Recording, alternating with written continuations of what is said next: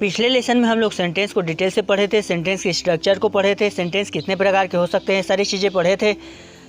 आखिर एक सेंटेंस का क्या महत्व होता है, ये सारी चीज़ों को हम पिछले लेसन में स्टडी कर चुके हैं। अगर आप सेंटेंस के बारे में नहीं जानते हैं, वह क्लास आप नहीं अटेंड किए हैं, तो आप नीचे दिए गए डिस्क्रिप्शन पर जाकर वह वीडियो आप पूरा तक वॉच कर सकते हैं। जब तक आप सेंटेंस को पूरा जानेंगे नहीं, तब तक आपका आगे की इंग्लिश की जर्नी आसान नहीं होगा। इसलिए आप नीचे दिए गए डिस्क्रिप्शन पर आप चेक कर सकते हैं, वह क्लास आप अटेंड कर सकते हैं। आज हम देखेंगे पार्ट ऑफ सेंटेंस, सेंटेंस किन किन भागों से मिलकर बना होता है, एक सेंटेंस किन किन चीज़ों से मिलकर तैयार होता है।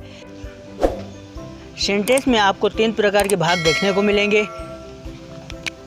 पहला है सब्जेक्ट, दूसरा है वर्ब, तीसरा है ऑब्जेक्ट। चलिए इसको डिटेल से देखते हैं। Subject, the one whom which we talk about in a sentence or who performs an action in a sentence। एक सेंटेंस में जो या फिर जिसके बारे में बात किया जा रहा हो या फिर जो एक्शन करता हो, वह कहलाता है सब्जेक्ट। चलिए इसको एग्जांपल से देखते हैं। Ayansh is studying at home. यहाँ पर किसके बारे में बात हो रही है? अयांश के बारे में। ठीक है, अयांश क्या कर रहा है? स्टडी कर रहा है एट होम, कहाँ पर? घर पर। तो यहाँ पर अयांश एक परफॉर्म कर रहा है। क्या परफॉर्म कर रहा है? स्टडिंग, यानी पढ़ाई कर रहा है वह। यानी किसके बारे में बात हो रही है? अयांश के बारे में। तो अयांश कहलाएगा आपका सब्जेक्ट। ठीक है फ्रेंड्स, ये हो गया सब्जेक्ट। अब देखते हैं verb, the one who describes the action और स्टेट ऑफ द सब्जेक्ट। वह जो सब्जेक्ट का एक एक्शन दर्शाता हो या फिर सब्जेक्ट की स्थिति दर्शाता हो, उसे कहा जाता है वर्ब। चलिए इसे एग्जांपल से देखते हैं। Ayansh is studying at home. Ayansh क्या कर रहा है यहाँ पर? अयांश का एक्शन क्या है? स्टडिंग। स्टडिंग ये क्या कर रहा है? अयांश का एक्शन दर्शा रहा है। अयांश यहाँ पर एक्चुअली कर क्या रहा है? स्टडिंग, यानी पढ़ाई कर रहा है। तो आपका ये कहलाएगा studying verb. Ayansh is studying at home. Ayansh घर पर पढ़ाई कर रहा है। स्टडिंग एक एक्शन करना होता है, इसलिए स्टडिंग कहलाएगा आपका वर्ब। अब देखते हैं object. Object, the one who gets affected by the subject. जो सब्जेक्ट से अफेक्ट हो, जो सब्जेक्ट जिसको अफेक्ट करता हो, कौन है?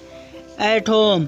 Ayansh is studying at home. Ayansh कहाँ पढ़ाई कर रहा है? घर पर पढ़ाई कर रहा है, इसलिए एट होम आपका क्या कहलाएगा? ऑब्जेक्ट।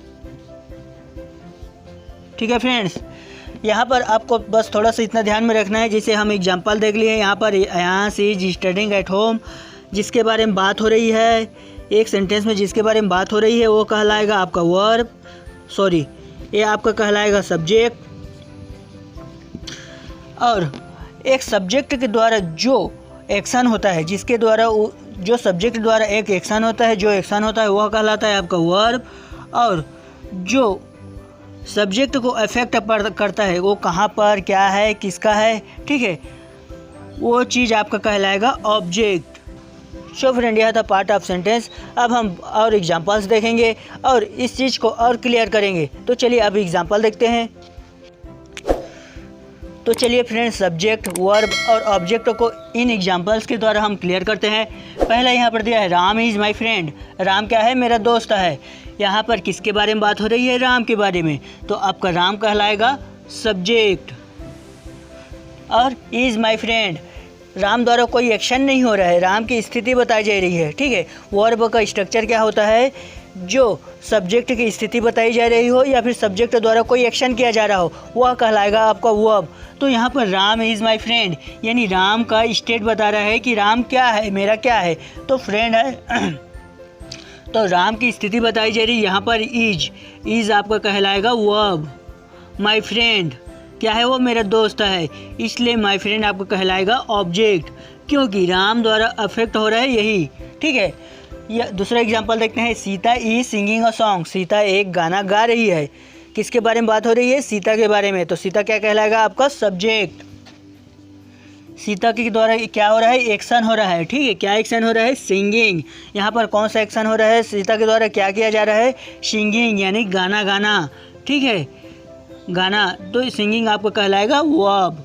और असांग आपको कहलाएगा ऑब्जेक्ट। अब तीसरा एग्जांपल देखते हैं। They will go to Delhi. वे कहाँ जाएंगे? दिल्ली जाएंगे। किसके बारे में बात हो रही है? दे यानी वे, उसके बारे में बात हो रही है। आपका दे कहलाएगा subject. Will go to Delhi, उसके द्वारा कौन सा एक्शन हो रहा है, दिल्ली जाएंगे। ठीक है, तो जाने के बारे में बात हो रही है, यानी गो आपका कहलाएगा वर्ब, और कहाँ जाएंगे वो लोग, दिल्ली। ठीक है, आपका दिल्ली कहलाएगा आपका object. Next example, we are in Kolkata, हमारी स्थिति बताई रही है कि हम कहाँ हैं, कोलकाता में है। वी आर इन कोलकाता, हम कोलकाता में हैं। यहाँ पर किसके बारे में बात हो रही है, वी। ठीक है, और वी आर इन कोलकाता हमारी स्थिति बताई जा रही है, हम यहाँ पर कोई परफॉर्म नहीं कर रहे हैं, कोई एक्शन नहीं कर रहे हैं। ठीक है, हमारी स्थिति बताई जा रही है कि हम कहाँ हैं, कोलकाता में हैं। तो यहाँ पर आर आपका कहलाएगा वर्ब। इन कोलकाता, कहाँ हैं हम लोग, कोलकाता में। Next example, Rahul is playing football, Rahul क्या कर रहा है, फुटबॉल खेल रहा है। यहाँ पर एक्शन कौन कर रहा है, राहुल के बारे में बात हो रही है। इज़ प्लेइंग फुटबॉल, राहुल क्या कर रहा है, फुटबॉल खेल रहा है। उसके द्वारा कौन सा एक्शन हो रहा है, प्लेइंग, खेलना। ठीक है, तो प्लेइंग आपका हो जाएगा वर्ब और फुटबॉल हो जाएगा आपका object. Next example, Rashmi has 4 sister, Rashmi क्या है, 4 बहनें हैं। रश्मि हैज़ 4 सिस्टर्स, यानी यहाँ पर रश्मि के बारे में बात हो रही है। रश्मि आपको कहलाएगा सब्जेक्ट। हैज़ 4 सिस्टर, यहाँ पर रश्मि द्वारा कोई एक्शन नहीं हो रहा है, कोई काम नहीं हो रहा है रश्मि द्वारा। यहाँ पर रश्मि का स्थिति बताई जा रही है कि उसका क्या है, उसकी 4 बहनें हैं। ठीक है, तो हैज़ आपका कहलाएगा वर्ब। 4 सिस्टर, उसकी 4 बहनें हैं, तो यहाँ पर आपका 4 सिस्टर कहलाएगा आपका ऑब्जेक्ट। सो फ्रेंड, यह था पार्ट ऑफ सेंटेंस के 3 भाग होते हैं, सब्जेक्ट, वर्ब और ऑब्जेक्ट। हम तीनों को एक एक करके बारी बारी से हम अगले लेसन में देखेंगे। तब तक इसको आप एक बार और देख के अच्छे से समझिए। उसके बाद जो है हम इसको सब्जेक्ट को, वर्ब को अलग अलग हम इसको डिटेल से समझेंगे।